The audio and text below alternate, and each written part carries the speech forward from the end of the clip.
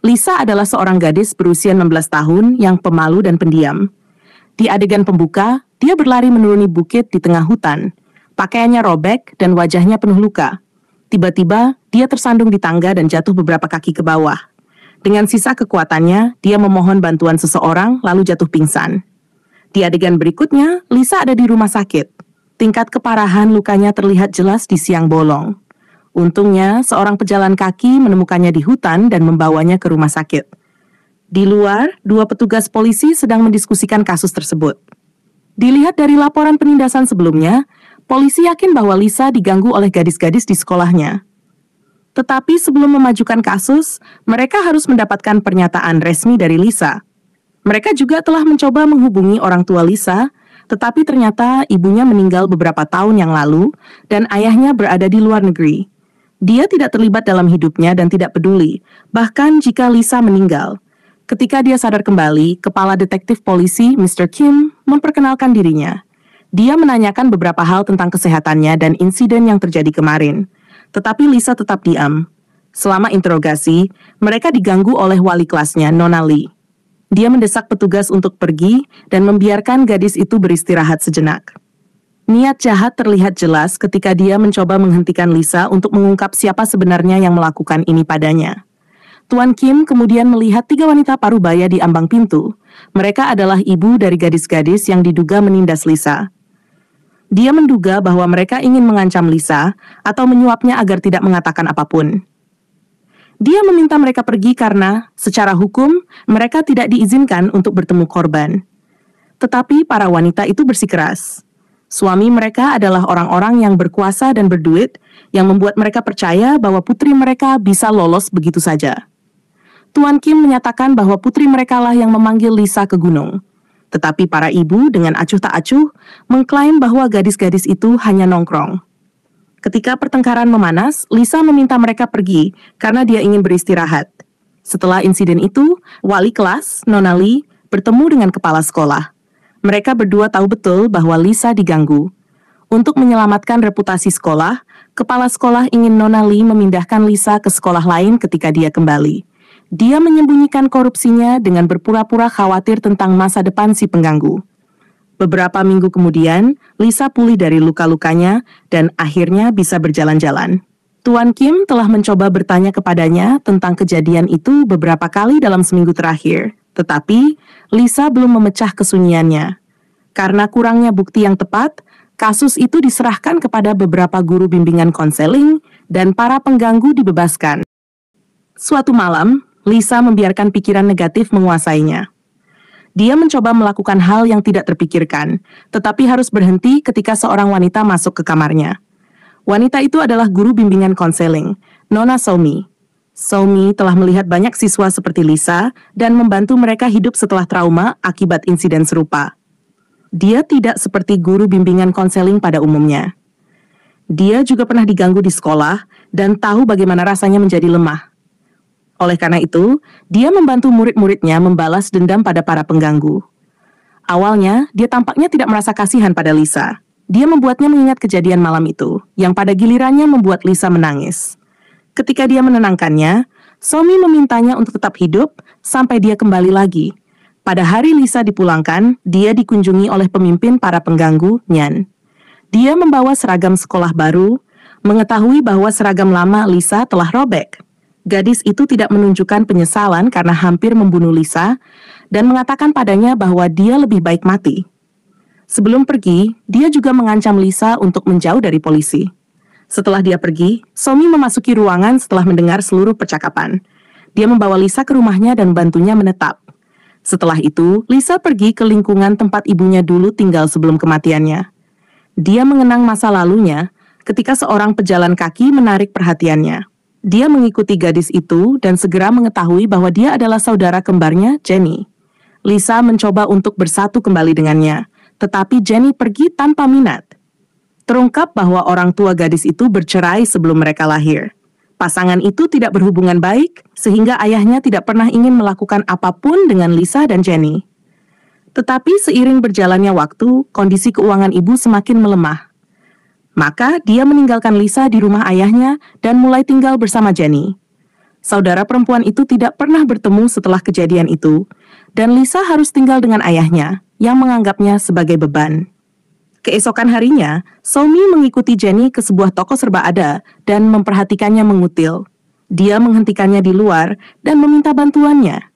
Bahkan ketika diberitahu bahwa saudara perempuannya hampir diganggu sampai mati, Jenny tetap tidak tertarik dengan percakapan itu. Dia hanya setuju untuk membantu ketika Somi menawarkan uangnya. Di malam hari, ketiganya bertemu di rumah Somi. Dia menyarankan mereka tinggal bersama selama seminggu atau lebih, sampai rencana itu berakhir. Jenny tidak menyukai ide itu, tetapi setuju untuk melakukannya. Namun kemudian, dia diberitahu bahwa dia harus pergi ke sekolah sebagai Lisa untuk memberi pelajaran kepada para pengganggu. Jenny putus sekolah setahun yang lalu. Baginya, tidak ada sejumlah uang yang sepadan dengan pergi ke sekolah lagi. Dia menolak untuk bekerja sama dan keluar dari apartemen. Beberapa menit kemudian, dia menerima video dalam obrolan grup. Video itu menunjukkan Lisa yang sedang diganggu. Sekelompok gadis merobek pakaiannya, mendorongnya ke tanah, dan menendangnya berulang kali, sementara seorang gadis dengan tawa menjengkelkan merekam semuanya. Ini membuat Jenny sangat marah, sehingga dia kembali ke apartemen dan menyebut Lisa pengecut. Video tersebut mengingatkan Lisa pada malam traumatis dan membuatnya hiperventilasi. Melihat saudara kembarnya dalam kondisi seperti itu, Jenny tidak bisa tidak merasa kasihan padanya. Dengan banyak tekad, dia bertanya pada Somi, di mana dia bisa menemukan gadis dengan tawa menjengkelkan itu. Keesokan harinya, dia pergi ke sekolah sebagai Lisa. Teman-teman sekelasnya memperhatikan perubahan yang jelas dalam perilakunya, tetapi tidak ada yang benar-benar memperhatikannya sampai sekelompok pengganggu memasuki kelas. Pengganggu, Nyon, dengan bersemangat duduk di meja Jenny dan memanggilnya imut karena kembali ke sekolah. Karena tawanya, Jenny menyadari bahwa Nyon adalah gadis dalam video, dan orang yang membuat semua orang menggertak Lisa. Ketika pengganggu mulai memegang tangannya, Jenny menamparnya hingga jatuh ke tanah dengan satu pukulan. Dia kemudian menjambak rambutnya dan duduk di atasnya, memintanya untuk tertawa lagi. Setelah itu, dia merekam video dirinya sambil mencekiknya. Teman-teman pengganggu tidak bisa berbuat apa-apa selain mundur karena takut. Mereka hanya berhenti ketika Nona Lee ikut campur. Dia membawa mereka ke ruang pribadi untuk mendisiplinkan mereka. Tetapi Jenny bukanlah seseorang yang mematuhi guru. Ketika dia dan Nona Lee sedang sendirian, dia mendekatinya dengan pena, secara halus mengancam akan menusuknya. Nona Lee tergagap ketakutan ketika Jenny menegurnya karena tidak adil kepada Lisa. Di hari itu juga, Jenny pulang ke rumah dan menunjukkan video Nyon kepada Lisa. Lisa tidak tahu bagaimana harus merasa tentang hal itu, karena dia tidak mendukung kekerasan. Bahkan ketika itu diproyeksikan terhadap pengganggu terbesarnya. Somi memperingatkan Jenny untuk tidak melakukan hal semacam itu lagi, karena itu mungkin membuat saudara perempuannya mendapat masalah. Dia seharusnya melihat adegan pena yang ditusuk. Keesokan harinya adalah ulang tahun si kembar. Mereka mendapatkan kue dan ikatan, untuk pertama kalinya dalam hidup mereka. Lisa memberitahu Jenny betapa sulitnya hidupnya, karena dia tidak pernah mendapatkan cinta dari orang tuanya. Jenny bersimpati padanya, karena hidup dalam kemiskinan bersama ibunya juga tidak ideal. Keesokan paginya, Jenny tertidur, jadi Lisa memutuskan untuk pergi ke sekolah sendiri. Dia percaya bahwa karena Nyon sudah diajari pelajaran, dia tidak akan mengganggunya lagi. Di sekolah, ibu Nyon bersama kepala sekolah mendiskusikan cara untuk memindahkan Lisa ke sekolah lain. Wanita itu takut Lisa akan mencoba membalas dendam pada putrinya dan ingin dia pergi secepatnya. Kepala sekolah yang korup meyakinkannya bahwa mereka akan mengurus situasi. Sementara itu, Lisa mendengar pecapan mereka dari ambang pintu dan berlari ke kamar mandi sambil menangis. Di sana, dia menabrak Nyon sebelum mengunci dirinya di dalam bilik. Nyon yang ingin membalas dendam menumpahkan seimber air padanya. Oh snap, Lisa kembali ke rumah dalam keadaan basah dan jatuh ke tanah karena kelelahan. Somi membantunya, sementara Jenny bersinar merah karena marah. Dia segera menelepon Nyon dan memintanya datang ke gunung, dengan ancaman akan menyebarkan video saat dia memukul Lisa ke internet. Takut dihukum karena bullying, Nyon melakukan apa yang diperintahkan. Ketika dia sampai di gunung, Jenny memukul kepalanya dan membuatnya pingsan. Setelah sadar kembali, dia menemukan tangan dan kakinya terikat dan mulutnya dilakban. Jenny melepaskan lakban dari mulutnya dan dengan paksa membuatnya meminum sebotol penuh air. Kemudian, dia mengeluarkan botol lain yang diisi dengan asam. Nyon menangis meminta hidupnya diselamatkan, yang hanya membuat Jenny tertawa lebih keras. Dia menuangkan asam itu berbahaya dekat wajahnya, tetapi berjanji tidak akan membunuhnya sekarang. Nyon hampir tidak bisa bernapas dan menangis histeris. Jenny melepaskan ikatan kakinya dan menyuruhnya lari jika ingin tetap hidup. Si pengganggu mengambil kesempatan itu, tetapi jatuh beberapa meter jauhnya. Saat itu, Lisa tiba di tempat kejadian dan mencoba membebaskan Nyon, karena dia tidak ingin lebih banyak orang terluka. Beberapa detik kemudian, Somi mengikuti dan terkejut melihat keadaan itu. Dia memarahi Jenny karena kehilangan kesabaran dan segera memanggil ambulans untuk Nyon. Di adegan berikut, Jenny diinterogasi oleh polisi. Karena tidak ada yang benar-benar melihatnya bersama korban, dia hanya menjadi tersangka. Somi datang dan meminta petugas untuk membiarkannya pergi untuk sementara waktu. Petugas memutuskan untuk menunggu sampai Nyon sadar dan membiarkan mereka pulang. Jenny mengklaim bahwa dia tidak menyesali tindakannya sedikit pun dan akan melakukannya lagi jika dia punya kesempatan. Karena kecewa, dia meninggalkannya sendirian dan kembali ke rumah. Tepat setelah itu, ibu Nyon menyerang. Jenny memanggil namanya. Jenny dengan puas mengejek wanita itu dan memintanya untuk tertawa seperti putrinya. Sambil berdebat, dia juga terpeleset dan mengatakan bahwa apa yang dia lakukan hanyalah pembalasan. Petugas menyadari bahwa dia sebenarnya pelakunya. Ketika The Owner Kim memanggilnya dengan nama Lisa, dia menyerang dan mengklaim bahwa Lisa yang mereka cari ada di rumah.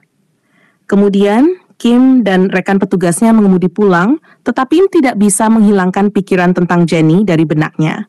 Dia juga memperhatikan perubahan signifikan dalam perilaku Jenny sejak dia berada di rumah sakit. Dia mulai curiga bahwa Jenny memiliki doppelganger. Dia pergi ke rumahnya untuk memeriksa. Namun, ketika sampai di tempat itu, dia menemukannya kosong. Saat itu, dia mendapat telepon dari rumah sakit yang memberitahunya bahwa Nyon telah sadar. Dia mengoceh tentang orang lain yang berada di tempat kejadian ketika dia diserang. Kilas balik menunjukkan kepada kita bahwa Jenny sendirian ketika Nyon terbaring di tanah di pegunungan. Faktanya, Jenny, Lisa, dan Somi adalah orang yang sama sampai sekarang. Setiap kali Lisa berbicara dengan salah satu dari mereka, dia sebenarnya hanya berbicara pada dirinya sendiri.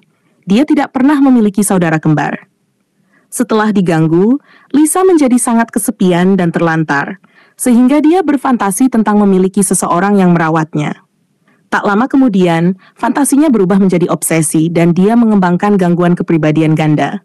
Jadi, aku adalah seorang petugas bimbingan dan satu-satunya orang yang membantu Lisa, tetapi dia tidak pernah benar-benar bertemu Lisa di rumah sakit. Lisa membayangkan aku ada di sana untuk mengatasi kesepian dan akhirnya menambahkannya ke dalam kepribadiannya. Pengadilan mengetahui apa yang sebenarnya salah dengan Lisa, dan dia akhirnya berakhir dalam terapi. Dia keluar dari sekolah dan fokus pada kesehatan mentalnya.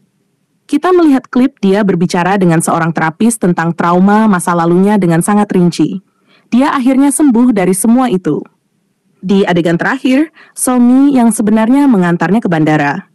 Lisa terbang ke kota lain untuk memulai hidup baru.